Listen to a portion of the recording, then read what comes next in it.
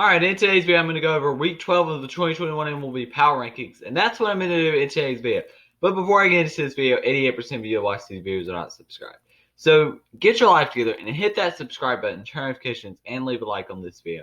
Subscribe, turn notifications, and leave a like, and let's go ahead and get into this video with Week 12 of the 2021 MLB Power Rankings.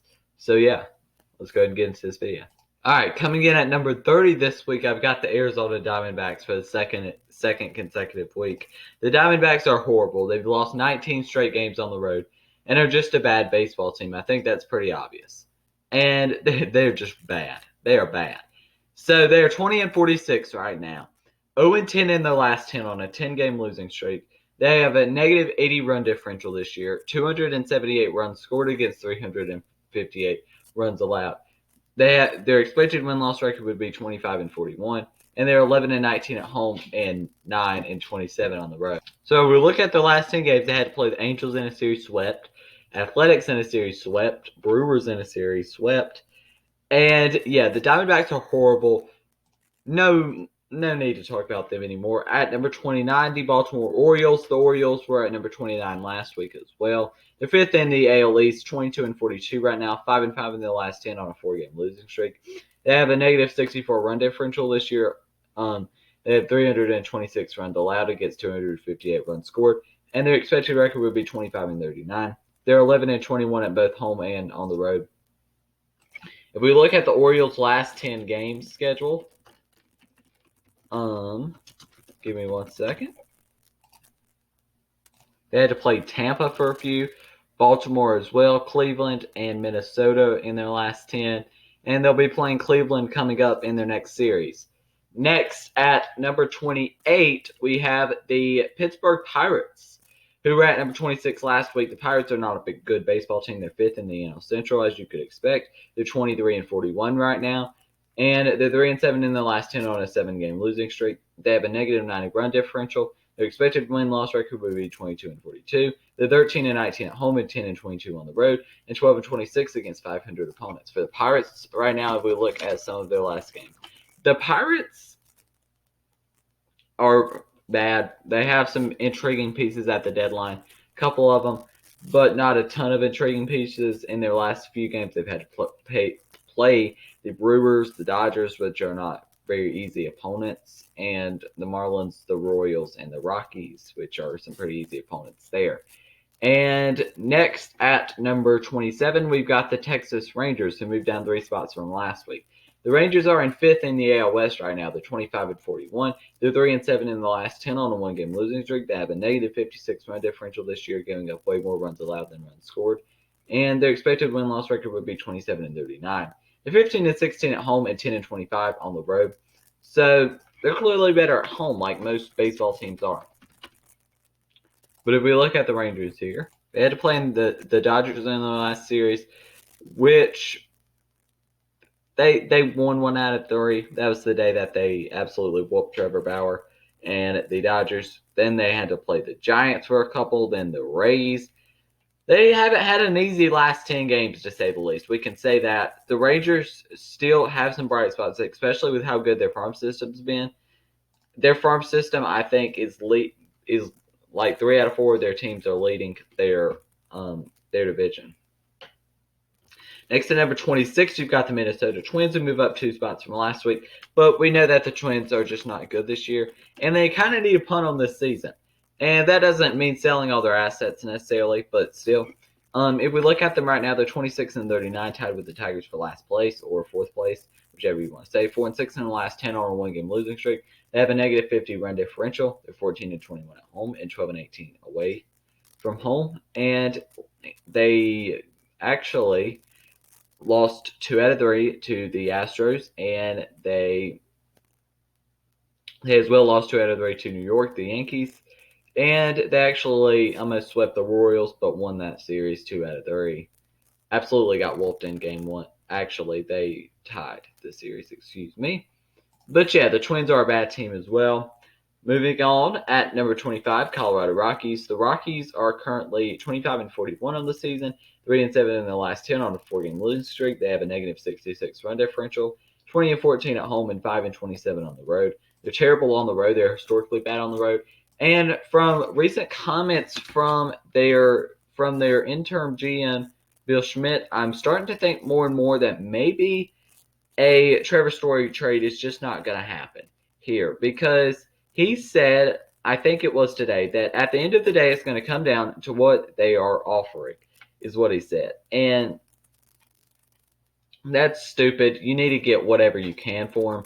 I don't care what that is. Just get something for him. You need prospects. At number 24, Detroit Tigers, who are tied for dead last in the AL Central.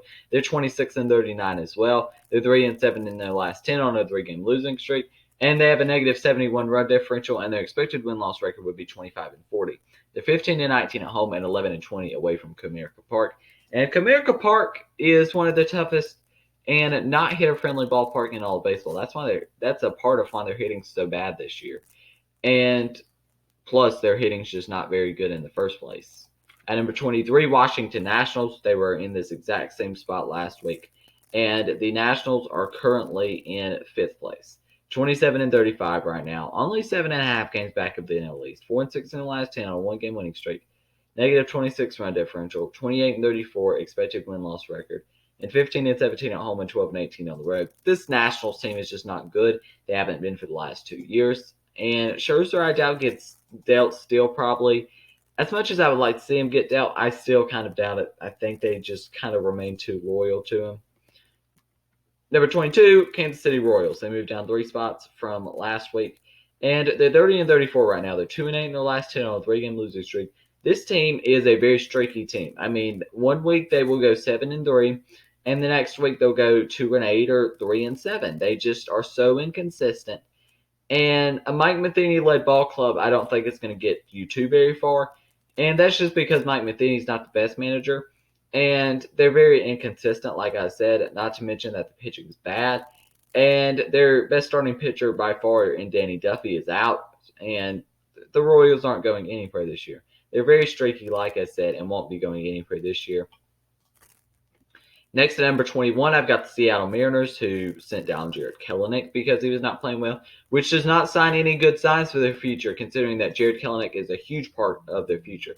Now, Logan Gilbert had a great start last night versus the Cleveland baseball team, which was a good sight to see. If you're a Mariners fan, they're 32 and 35 right now, 4th place in the AL West. They're 4 and 6 in the last 10 on a 1-game winning streak. They have a negative 62 run differential this year, giving up 62 or a lot more runs allowed than runs scored this year. They're 17 and 14 at home and 15 and 21 on the road this year. Julio Rodriguez, if we look at him, because he's what a lot of people talk about when they talk about the future of this team for the Mariners. He's been in High A Everett for them. The Aqua Sox is their name. And Julio Rodriguez has absolutely been tearing up single A ball. He 327 batting average, 6 home runs, 19 RBIs, and a 415 on base percentage, along with over 1,000 OPS. He's been really, really good this year.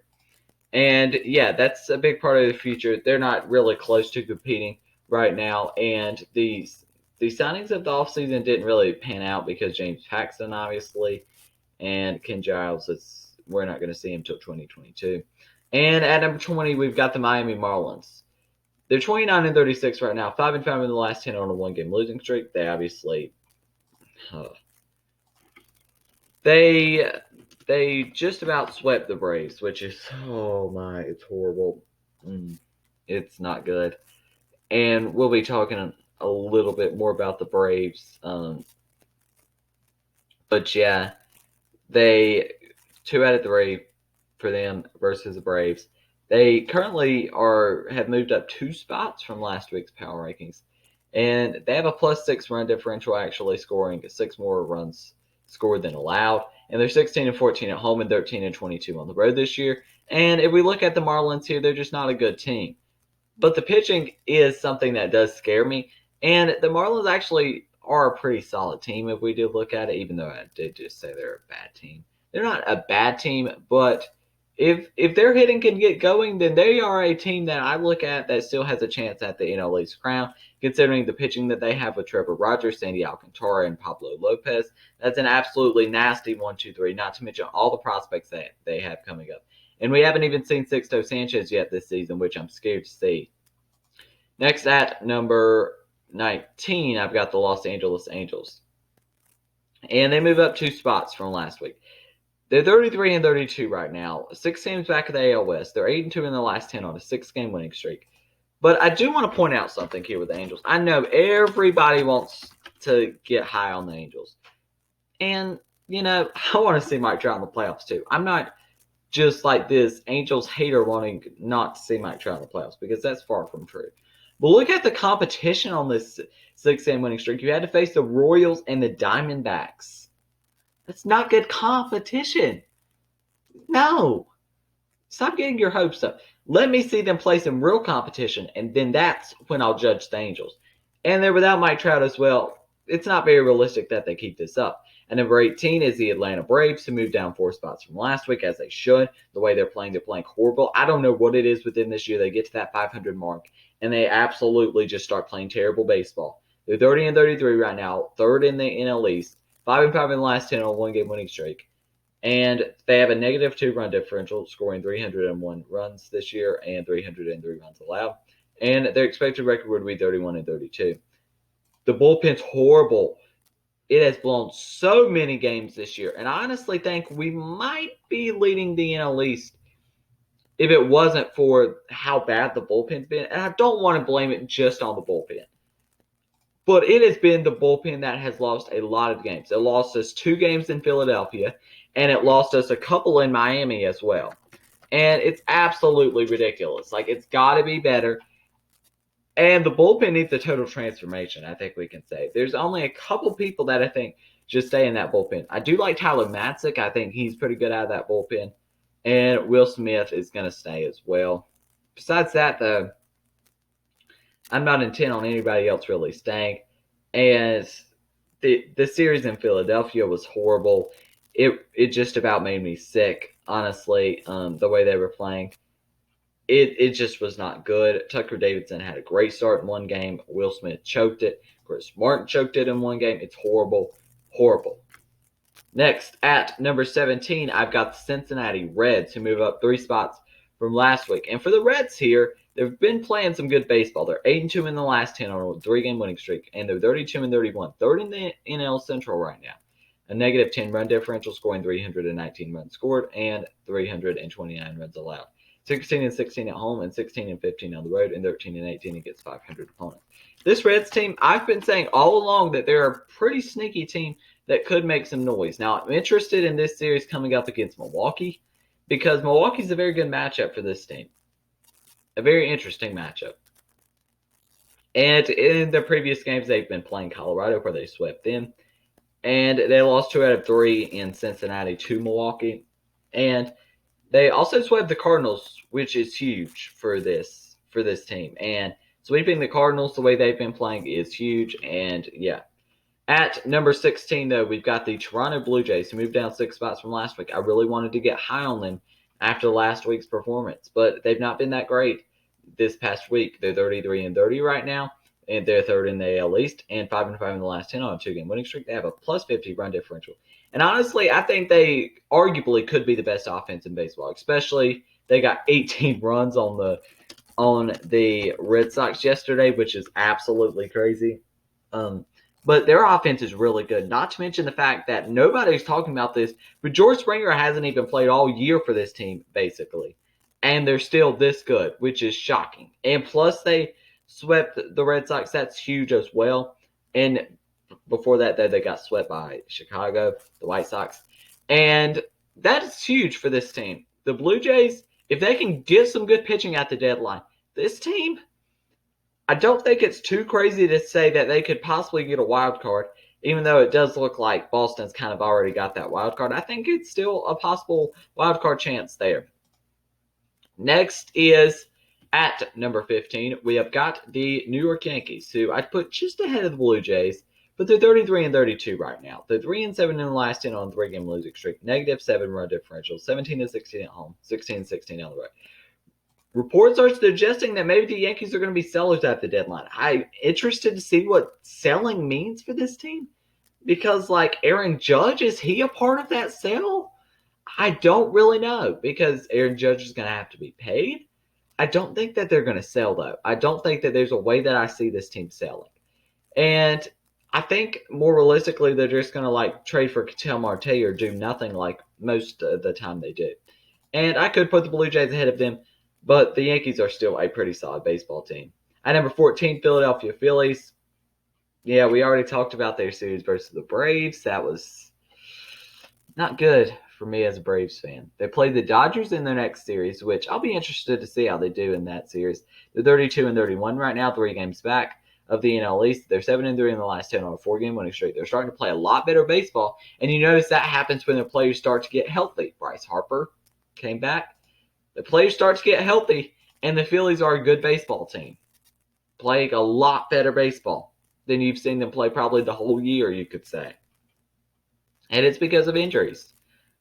Next at number 13, we have got the St. Louis Cardinals. They finished here last week as well, and they're 1 and 9 in their last 10 on a 3-game losing streak. They're 32 and 33 right now. They have fallen off a cliff. Just a couple of weeks ago, they were top 5 in the power rankings, and now they're all the way at 13. They have a negative 31 run differential. Their expected record would be 29 and 36, so they're definitely overperforming. And 16 and 15 at home and 16 and 18 on the road. This is not the way the Cardinals should be playing with the talent on this roster. The bullpen, I think, is a bit underrated. You've got Gallegos in that bullpen, Hicks in that bullpen, Reyes in that bullpen, Andrew Miller even in that bullpen. Like, you've got some solid pieces in that bullpen. But the starting rotation has been awful. It has been horrible. Jack Flaherty's out, and after that, it's just horrible. This team's starting pitching is so bad. That's why they need to go out, try to trade for Max Scherzer. Some recent reports have suggested that maybe they are going to get Max Scherzer, and they absolutely should. Max Scherzer would be huge for this team. Next at number 12, I've got the Cleveland baseball team, who's the exact opposite of the St. Louis Cardinals. The Cleveland baseball team is 34 and 28 right now, 5.5 games back of the AL Central, which is unlikely they'll be getting anywhere close to the White Sox this year. They're 6 and 4 in the last 10 on a 1-game losing streak. Negative 8 run differential. 30 and 32 would be their expected record, so definitely overperforming a little bit. 16 and 13 at home and 18 and 15 on the road. With Cleveland, as always, their pitching's been good, but I would say that Shane Bieber's been a bit disappointing this year. Shane Bieber's been good, yes, but he's also been a little disappointing. And his start versus the Mariners yesterday even proved my point a little more. And Shane Bieber was the 2020 Cy Young winner, and I do still think that Shane Bieber's a great pitcher. Do not get me wrong by saying this, but I think his season this year has been a little bit disappointing. He's 7 and 4 with a 3.28 ERA. Just a little bit disappointing, but it's still been a very solid season, and obviously the run support's not there. And next at number 11, just outside the top 10, I've got the New York Mets. They moved down one spot from last week, and they're 32 and 25 right now, 6 and 4 in the last 10 on a 1-game losing streak. They have a plus 17 run differential this year. 31 and 26 would be their expected record. 17 and 6 at home. They played the least amount of home games yet, and the way they've been playing at home, that should scare some people. They play Chicago, the Cubs next in their series, 15 and 19 on the road, which have been most of their games this year. DeGrom, a bit of a scary injury, but this dude has been pitching great this year. A below 1 ERA. A below .70 ERA. I think it's even .60 below ERA. Jacob DeGrom has been crazy this year.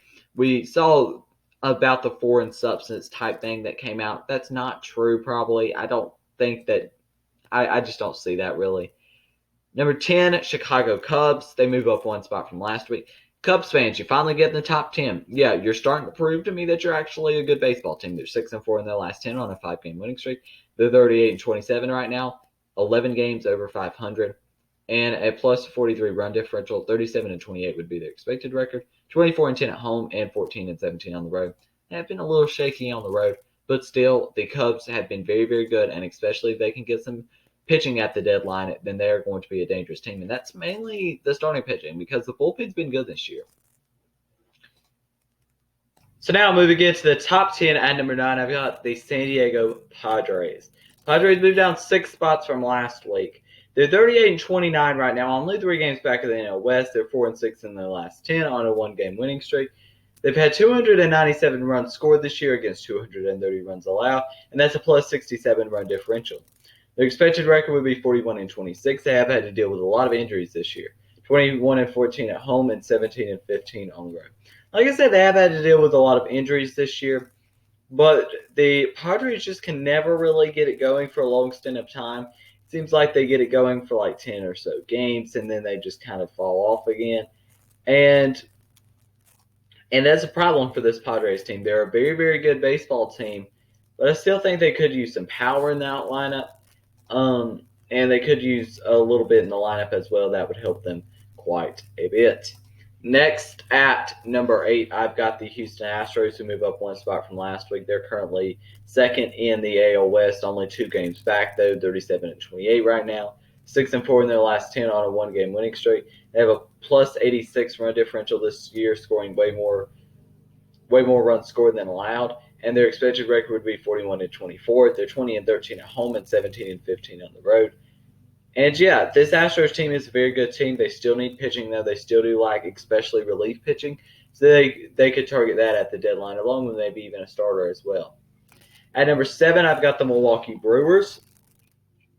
The Brewers here are 38-27 on the season, 9-1 in their last 10 on a 4-game winning streak. They have a plus 10 run differential this year.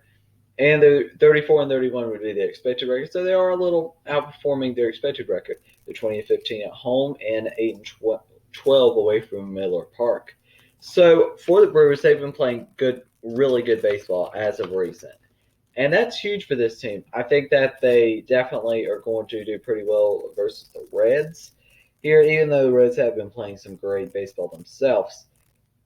Yes, they swept the Pirates, which is always a must with a team like the Pirates. They're very bad, and you've got to sweep them. And that's what the Brewers did. They took care of business.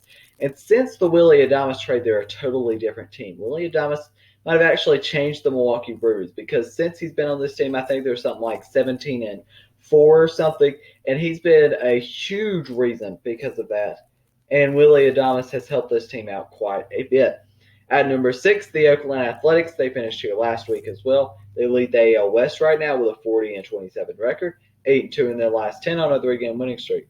296 runs scored for them this year against 275 runs allowed. And that equals out to a plus 21 run differential. Their expected record would be 36-31, 22-18 at home, and 18-9 on the road. That should show you something right there, that the Oakland Athletics definitely need a new stadium in Oakland or need to move. They're way better on the road than they are at home, and I think their home stadium's really hurting them. Moving into the top 5 now, at number 5, we've got the Los Angeles Dodgers. The Dodgers, you saw the title. This season has been great for them, but it's also been disappointing, I think. And they finished at number 4 last week, and they're at number 5 this week. They're 39-26 right now. They're 7-3 in the last 10 on a 1-game winning streak. Something's going to hit them hard, though. And I think that's going to be the foreign substance crackdown for one. And their bullpen needs some depth to it. But it's been great. But you've got to look at it also as disappointing a little bit. Because that might be the title of the video or not. But still, it's a little disappointing. They're 7-3 in the last 10. Yes, on a 1-game winning streak. They have a plus 91 run differential. But they should be leading this NL West, if we're being honest. Yes, they've had a great season. But still, this foreign substance crackdown is going to hurt them too a lot as well. And that's going to be something that really hurts this team. It's something to watch out for, because Trevor Bauer, the other day, they got absolutely waxed by the Rangers.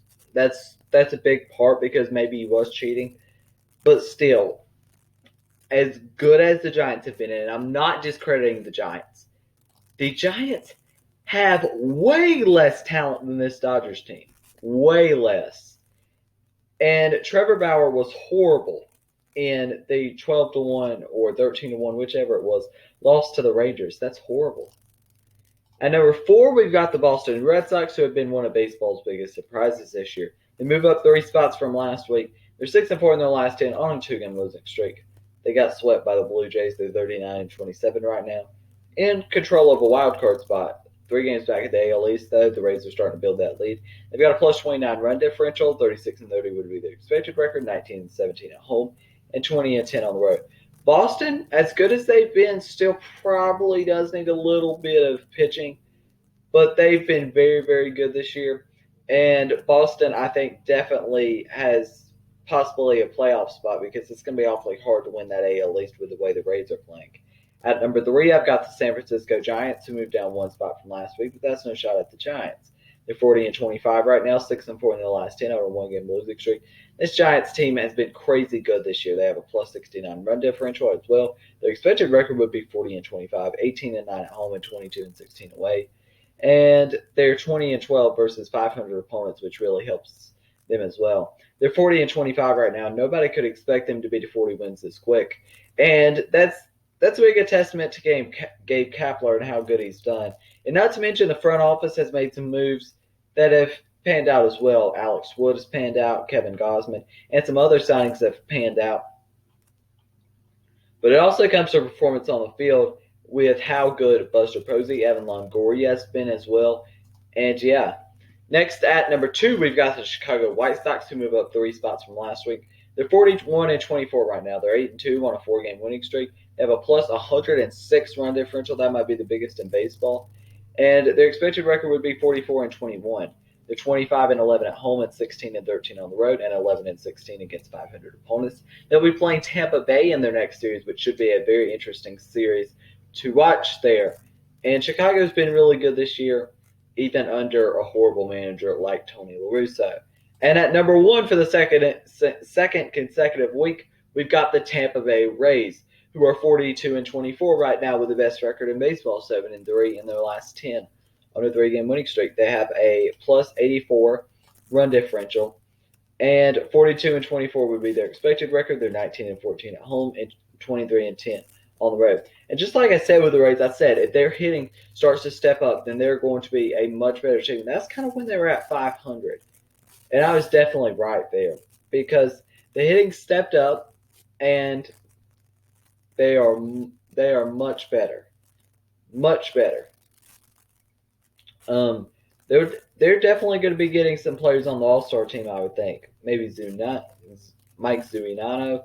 Probably Glasnow as well. And they'll be getting some All-Stars as well. And not to mention how good that bullpen is. You get to that bullpen and you're losing it, and you're just about done for that game because that's just been how good this Tampa Bay Rays bullpen's been. And that's without their best reliever, Nick Anderson, this year. And not to mention that they've had a lot of injuries this year. Diego Castillo's been injured for time. They've just had a ton of injuries this year and have been really, really good. And that's another big testament to Kevin Cash. Now, let's go ahead and look at the standings as of right now. For your AL division leaders, you've got the Rays as the number 1 seed, the White Sox as your number 2 seed, and the Oakland Athletics as your number 3 seed. All 3 of those teams are with 40 wins. And Boston and Houston have the wild card spots as of right now, with Cleveland only 1.5 games back, and 3.5 games back for the Blue Jays, and 4 games back for both the Angels and the Yankees. Now, if we look here to the NL division leaders, you've got the San Francisco Giants as the number 1. You've got the Cubs or Brewers as the number 2. And at number 3, you've still got the Mets for the NL wild card. You've got the Dodgers and the Cubs or Brewers, whoever does not win the NL Central. Now, if it ended right now, the MLB season ended right now, the San Diego Padres would actually miss the playoffs, which is pretty sad for Padres fans considering how much they did this offseason or last offseason. So, yeah, that's going to be the end of this video. If you enjoyed it, make sure you leave a like, subscribe, and turn on notifications. Because, like I said, 88% of you that watch these videos are not subscribed. So go ahead and get your life together and hit that subscribe button, turn notifications, and leave a like. Thank you for watching, and peace.